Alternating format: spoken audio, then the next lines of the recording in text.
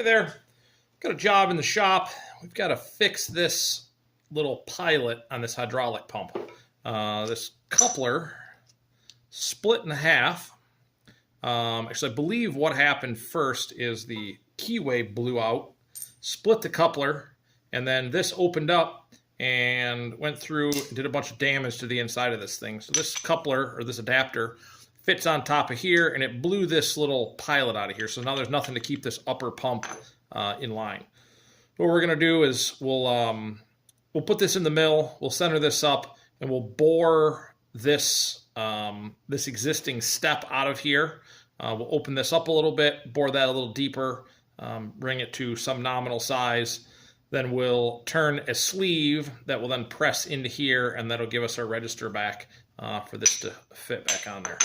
So yeah, let's get over to the mill and get this thing going.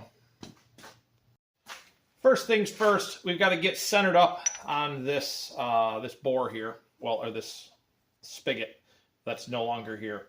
So how do we do that? Well, we've got a couple options. We could go from the outside, which is no longer there. We could go from this inner bore, which it's hard to see. See if I can get you in there to see that. But it is all kinds of chewed up. That split collar went around in there, and it's all gouged up. There's a bunch of big marks and nicks in there. There's actually a big line here where it must have stopped.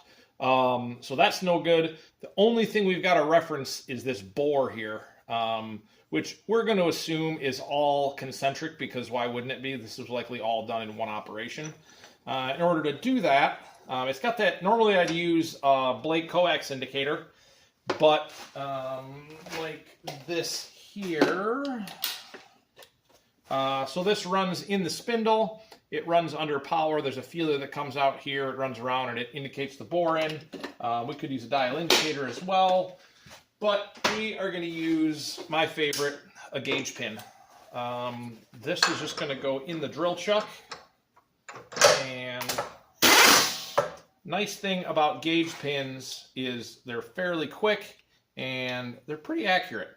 As long as the pin fits the hole nicely, there's not too much room for error. So we'll just get that snugged up. And the nice thing about these is just kind of move it around until it fits in there. So what I like to do when centering things up like this is I'll put it on the pin, and I like to leave the vise loose. So we'll put it on the pin, we'll bring that down a little bit and lock this quill. Now we're going to bring, we want this so the part is loose, and then we slowly bring the table up and rock it back and forth until it just stops rocking. Right there. Now we'll bring the jaw into it, make sure it's pressed down into the vise, and we'll bring the pin up. Now if it's not centered in there, you'll hear it kind of tink off the edge, and then when you come back down, you'll hear the same thing. But that is perfect. You obviously probably can't hear it on the camera, but if you listen close, if it's off, you'll hear it kind of punk, and it'll kind of run off the side. But oh, it's ever so slight. So we're going to call that good. So that's centered up. We will zero the readout so that we have our accurate center there, because we're going to be moving this thing all around to get different tools in here. Next, we will pull the gauge pin out and swap over to a 2-inch boring head.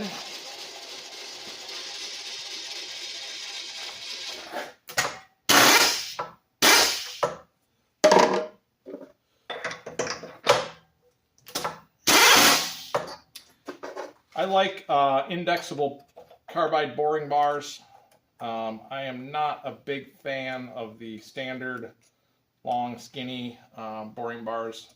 I find that they are not rigid at all, and they kind of just spring out of the way. They work. I mean, we've been using them for years, but there's better tools out there, so we're going to use them. And so I'm going to zero this back out to where it was.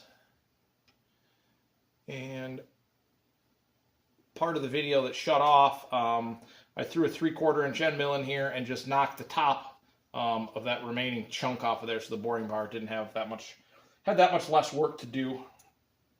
But that didn't get captured because obviously it shut off. So, but if you're this far, it's probably safe to assume that you know how that works. So we're going to bring this till this just touches, and then we'll make a cleanup pass. So we always lock the little grub screw on there. And I tend to run these a little bit faster than most people do, but I've had good luck with it. So we're going to keep doing it.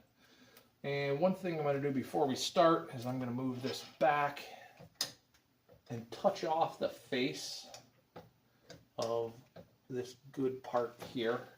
And I'm just going to zero, I have a quill readout, and I'm going to zero that so at least I know how far I'm going down. So we'll get this zeroed back up. We'll zoom you back out so you can kind of see what's going on a little bit more. And there we go. Now we've got that just touching. We're going to run this in, I don't know, as low as it goes in high gear, about 450 or 500 RPMs. And I'm probably going to run this down, I don't know, 3/8 of an inch. And we're going to run the power feed. We'll run this in low gear in the power feed. I'm going to watch my readout up here. When it hits close to 350 or 375, we're going to stop.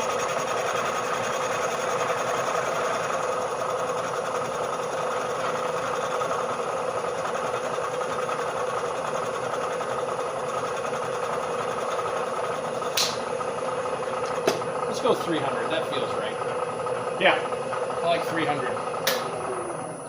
So we'll go down 300 thousandths. And we're going to bring this thing out a little bit more. I don't have a specific diameter I'm going to go out to. So for now, we just move that a half a turn and see how that likes that.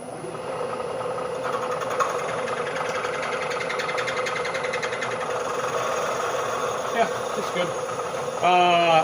So I need to get out at least past the original diameter of the that flange, which we are right at 300. So I'm going to measure this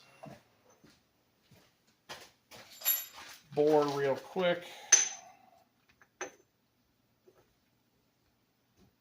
at 1 inch. It got chewed up in the process of that thing going around. It's like 108, yeah, it's 1 inch. We're going to call it 1 inch. That's what we're going to make it to. So we know we've got to go more, so we're just going to go another half because I can still see the old material. So we'll go another half a turn.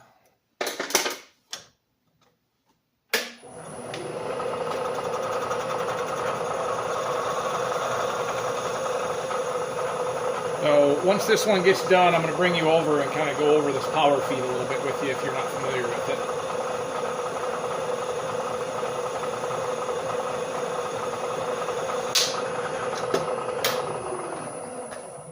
So you can't really see what I'm doing now because it's out of frame, but I made that pass, and I'm going to bring this out another half a turn.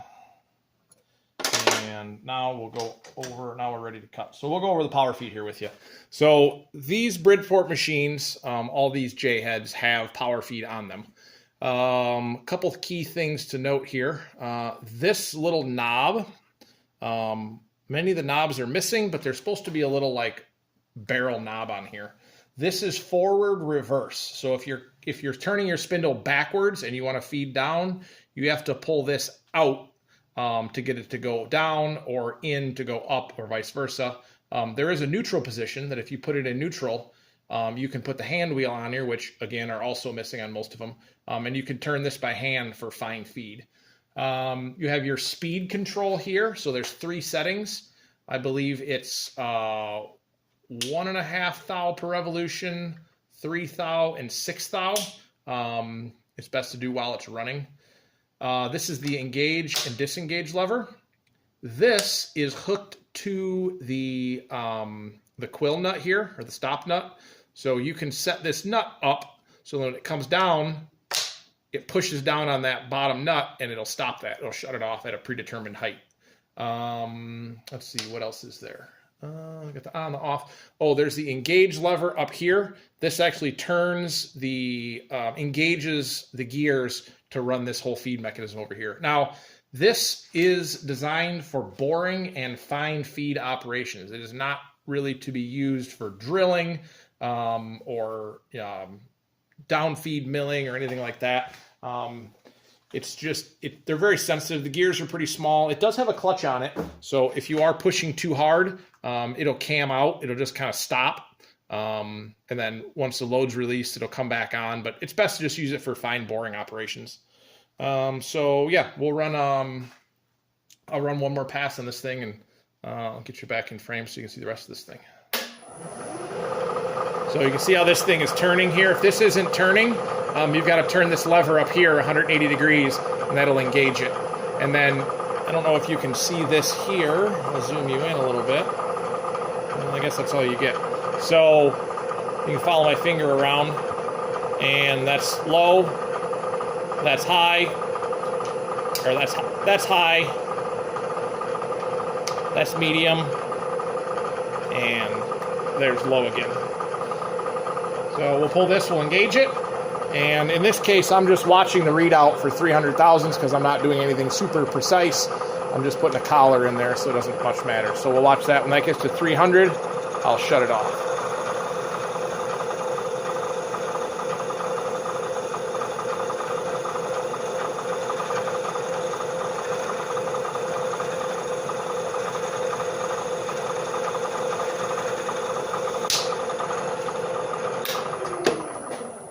And there we go. And that's how the power feed works. I could set that stop nut, and I honestly probably should, but I think we're all right. Obviously, I've got you zoomed right in here so you can kind of see what's going on. We'll make another half a turn on this thing to get us. We've just got a little bit more to go.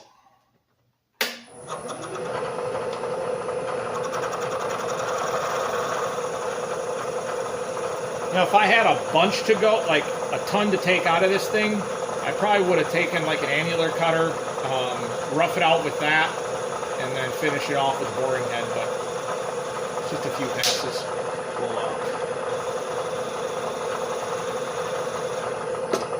We'll be okay there. Let's see. I do want to go a little ways past that, so I'm not too concerned about going over in diameter, seeing as how we're making the bushing, but I guess it wouldn't hurt if it was the same diameter.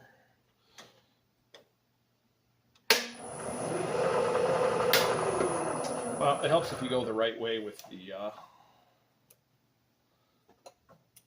screw.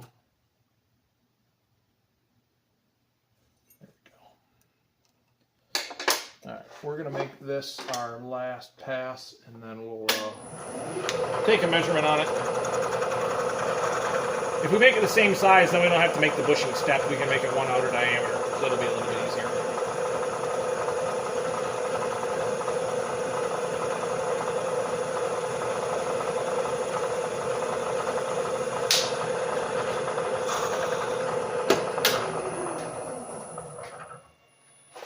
Okay.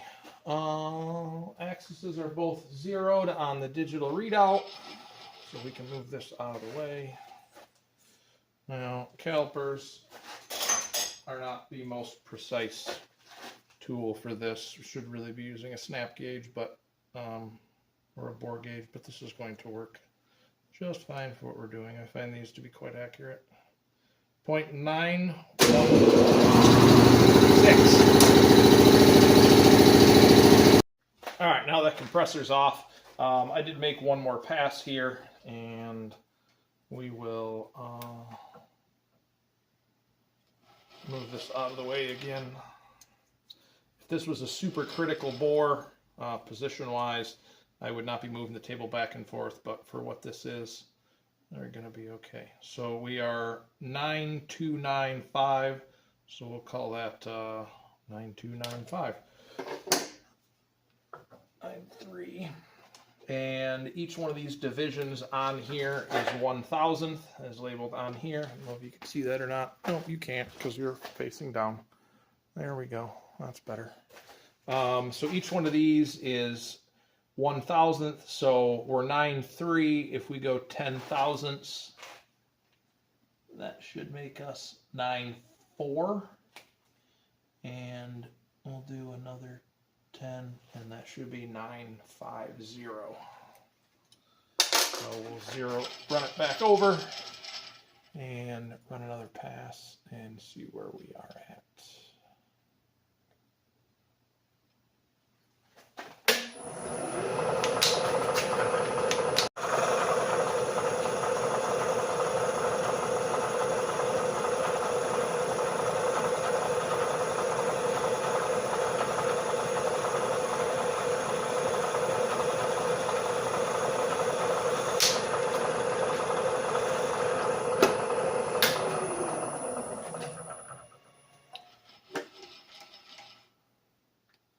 Double check, we are 9.5.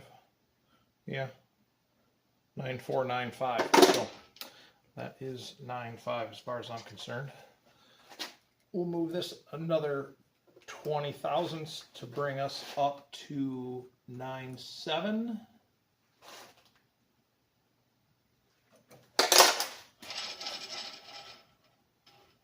I probably could take a little bit more than 20 thousandths to pass, but that's all right. This works.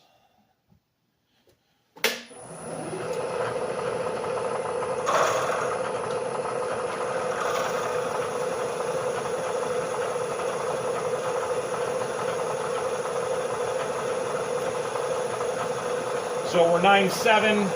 We'll be 9.9 on the next round of 20, and then we'll take a 10 thou finish pass.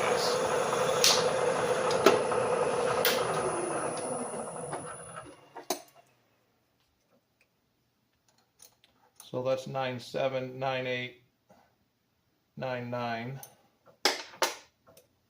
Let's double check this now just to be sure we don't go over. Not that we should, but it doesn't hurt to double check. 9.68, we're a little bit under, but that's okay. We can make that up as long as we're not over.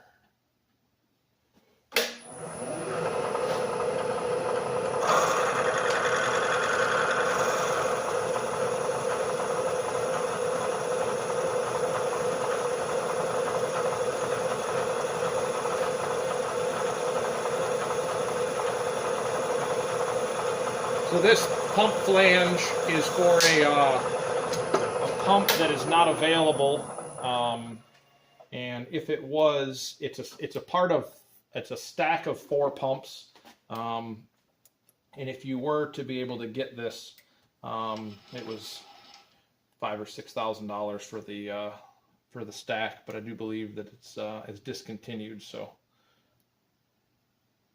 5986. So 86.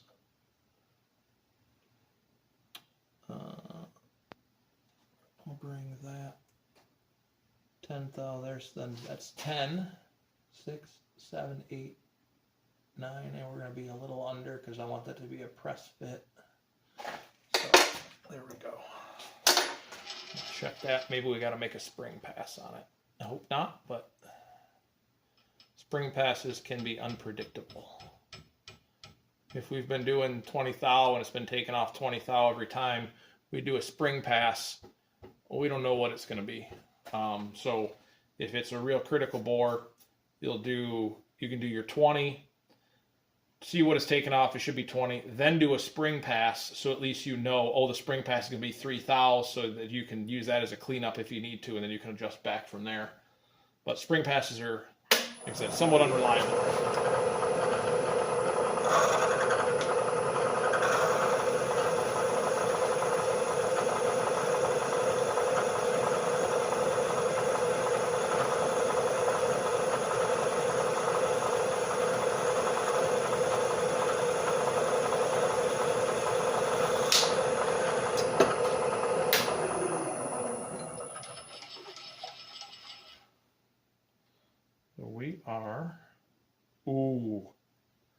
I don't know if you can see that, but that is 1 inch on the button. Perfect. Well, that works. Now, do we throw a little chamfer on there? Probably should. All right. We're going to put a little bit of a chamfer on this edge, just a whisper. We don't need much. We just need enough so that it's not sharp. I guess we probably could. What am I doing here? I guess we could do it with a little whirligig, but that hole's kind of chewed up. It's not in the greatest condition on the edge there because we didn't take out, we didn't really go oversized. We are going to use this countersink in the boring head. So if we put it in here and we line the face up, line that cutting edge up with the edge of the boring head, we'll likely have to bring this boring head a little bit wider, but that's okay, it's adjustable. We need to get right back on 0 because if not, it will cut an oblong hole, and we don't want that. So what do we got? Oh, that's all right, that works. Okay, so we want to just touch it. Yep. There we go. That's it. Look at that. Perfect chamfer. We'll blow this off.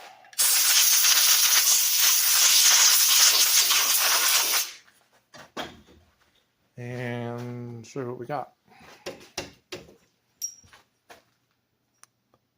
So that's it. Just a little bit of a chamfer there to help that thing start. And now we'll make the sleeve. They're here at the lathe, and I've got this little drop of 1 1/4" aluminum tubing. We'll double check that the ID and this ID here match and are close enough that we can use. So I don't have my tripod right now, so we're going to do all this hands-free. So you're going to have to maybe deal with a little bit of shaking around, but you probably get a little better perspective.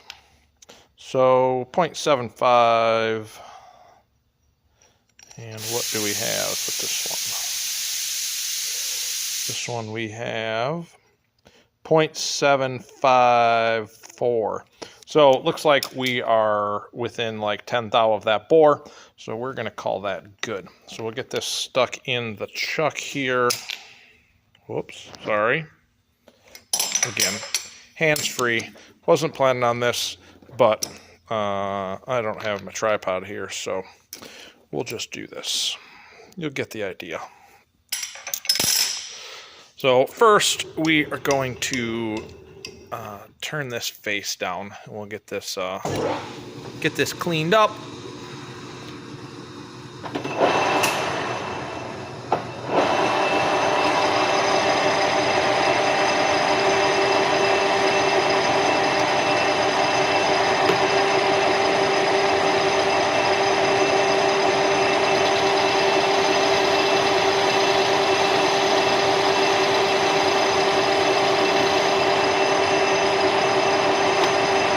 Probably not going to bore that out at all because I really don't think it needs it.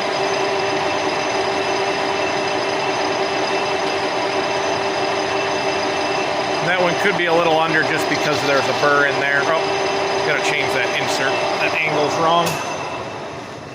I thought I had enough clearance to get that to work. This is an Aloris CA20 holder with the adjustable angle little thing on the end here. And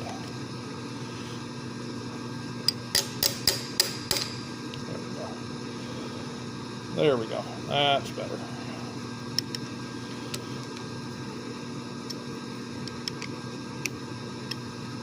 Okay, try this again. Bring that to that touches, and then we'll run it around. I'm gonna end up feeding this over probably, I don't know, 3/4 of an inch just because, and then we'll part it down to final length when we get there. I'd rather have a little more room to work with than not enough.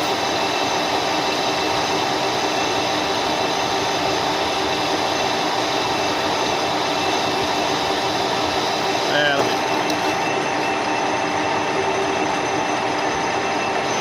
we've got to get this down to 1 inch. It's about 1 inch and 3/8 maybe. I didn't measure it. But we'll take this cut and then we'll check it with the calipers, and then we'll set the readout to that diameter so we know where we're at.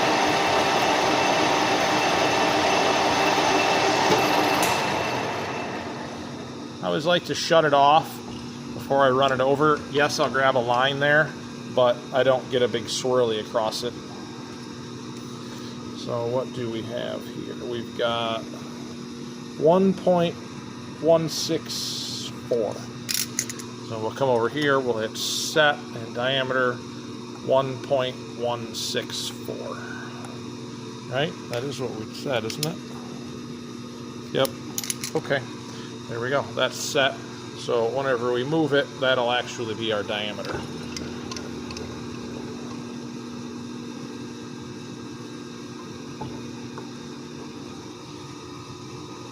What did I do?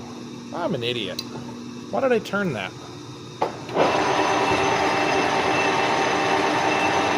All right, well, take that back.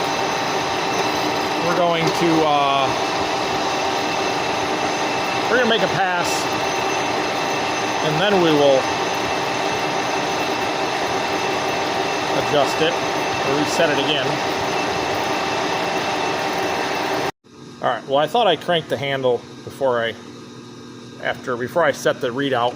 Apparently I didn't, which is good, because that would have been bad. All right, so we are at 1103. We're gonna run that to 116. Yeah, little 113. Then take a 30 thou cleanup pass.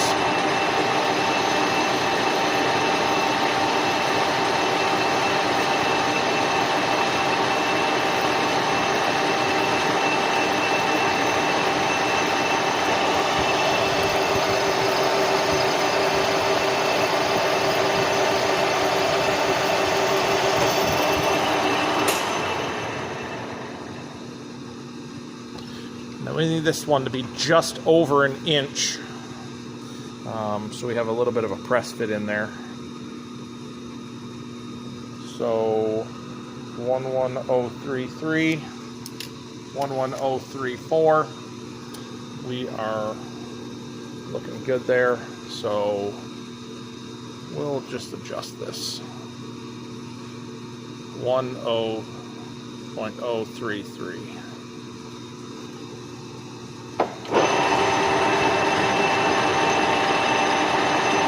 Take off that last 30 thousandths.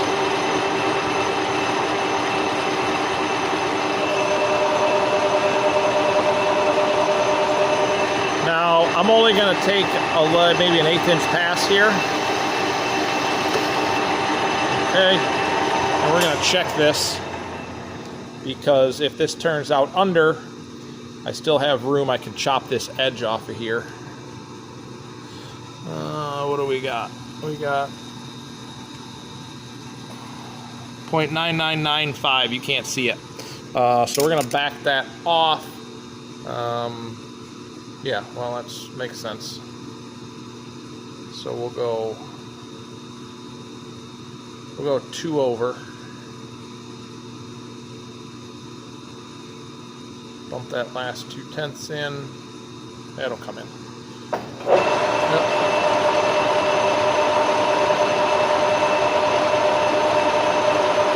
Close enough. All right. So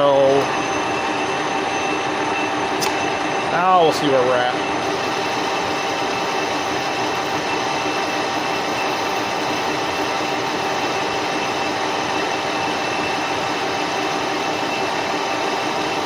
I'd like a thou or two press fit in this, just because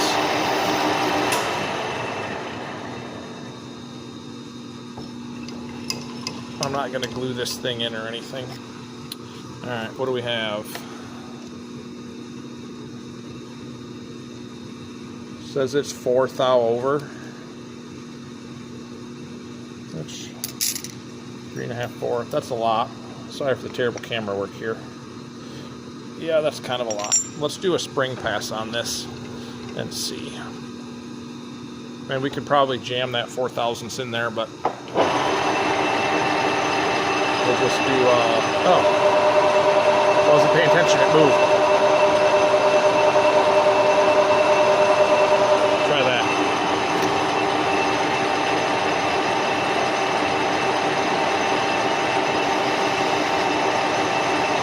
Just a whisper.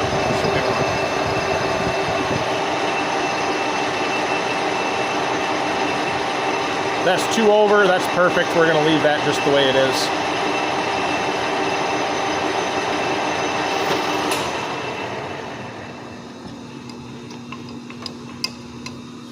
Alright, what do we got here? 2 over. Perfect. That works. Now, I'm just going to chamfer this. I'll readjust this here and throw a quick chamfer on that. I like that this thing swings around. I need a different tool that I can just swap tool posts out, but I have them. I just don't know where they're at right now. I don't feel like grabbing it, so.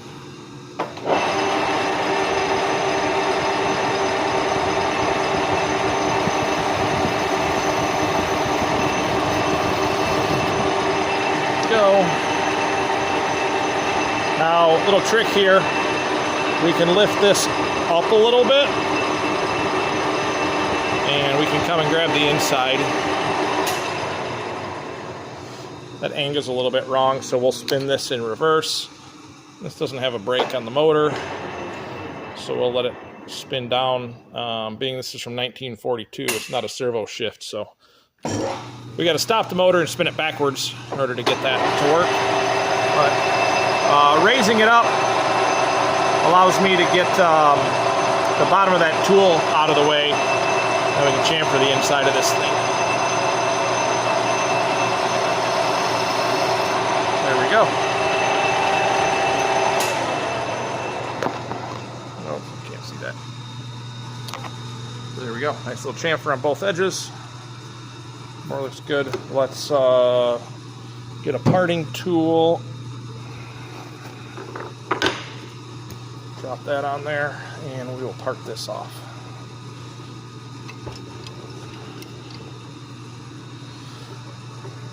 So we're just going to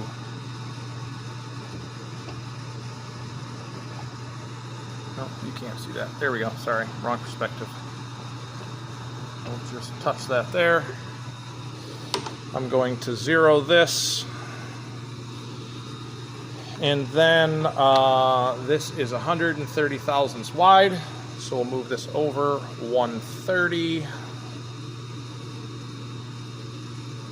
All right, now I don't ever do math in my head when I am machining because it's not worth making a mistake. So 300 was our depth plus our, we'll call it 250 for our height. It's probably a little high, but it's going to be all right. 0.55. So that's what we're going to make this thing.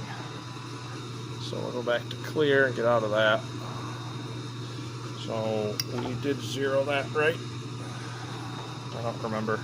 You probably remember. Yep, that's 0'd. Okay, so we're going to move this over 0.55.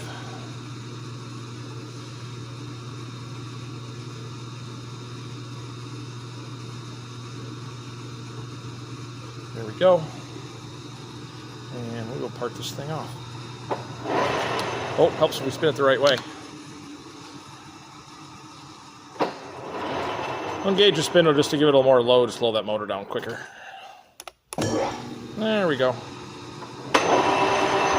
And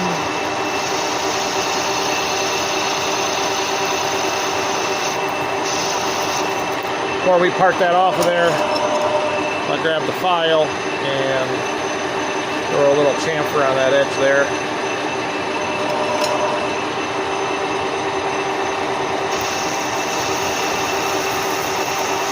Now normally, I have that spoon right there that I would use my other hand to hold it with, but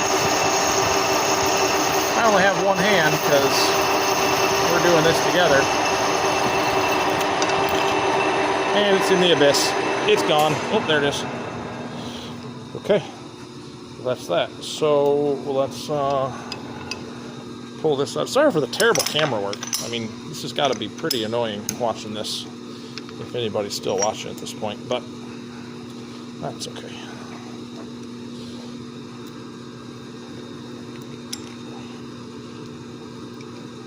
Figure there's no point in keeping the first half of this video if you can't see the second half. Oh, that's probably not going to be super straight in there, but I'm not super concerned about it, because all I'm trying to do is just chamfer that inside of that hole there. And we're going to do the same thing. We'll lift this up a little bit. We'll spin this thing in reverse. I could go forward with it and use the front edge of this, but the angle is better on the back, so we're going to do that.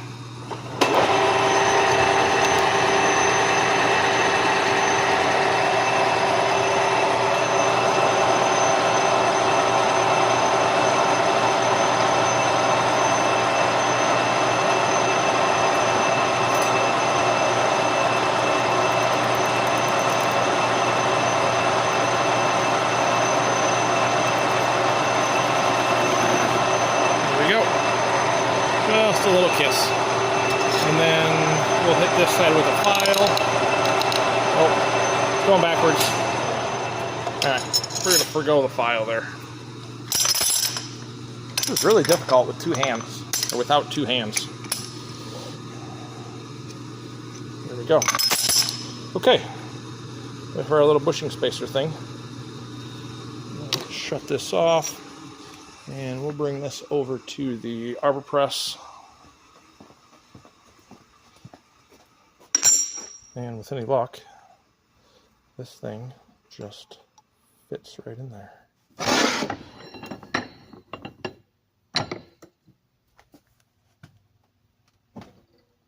Yep. Nice and snug. There we go.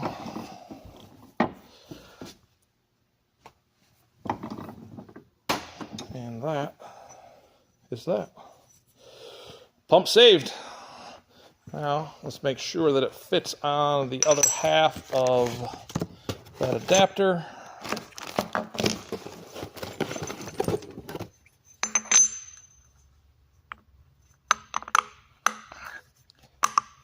It's a little snug, but that's good. That's what we want. I think there's some, feels like there's some burrs in here. So I'll hit this with just a little half-round file, clean that up a little bit. But that's it. So this job's done. We'll get this package up, get seals put back in it, get the motor put back together, and get it delivered to the customer. Thanks for following along. Sorry for the terrible footage in the back end of this, but you get the idea. Thanks.